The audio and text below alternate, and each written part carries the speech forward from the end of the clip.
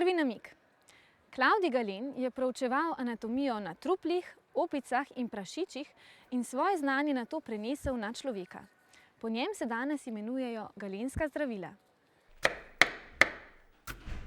Skalpel je mali ostri nož, ki se uporablja v kirurgiji, anatomiji, patologiji. Medicinske skalpele delajo iz ogljikovega jekla.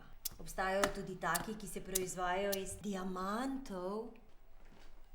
Kaj je to? Kaj? Ne, nič, nekaj berem. Imaš ti še veliko za narezati. Ja, kar nekaj. Da bi malo pomagala, ne? Drugi namig. Hipokratova prisega je prisega, ki jo študentje izrečejo ob zaključku študija. Zahteva, da prisežejo pri bogovih zdravja, ter da bodo branili številne etične standarde svojega poklica.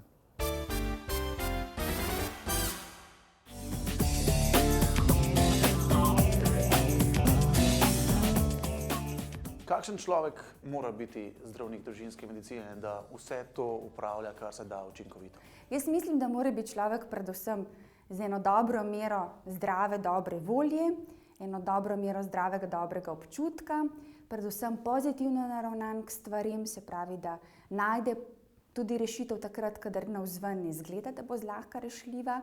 In predvsem mora biti človek, ki ima malo lastnih težav, kajti če imaš veliko svojih težav, težko pomagaš drugim, ki imajo tudi težave. Skratka, vesel, smejoč človek, želen po znanju, to ne bi bil dober zdravnik.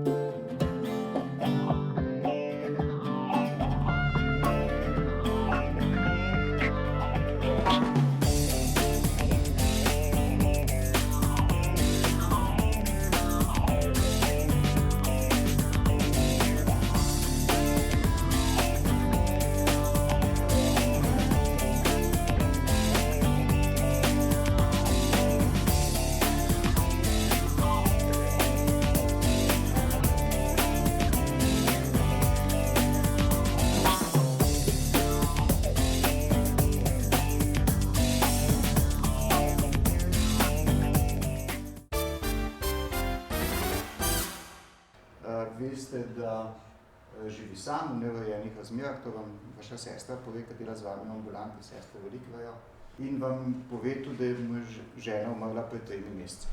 Kaj mislite? Kaj bi mu lahko bilo? Alkoholik? Dobro. To je ena možnost, ne? Depresiven je lahko.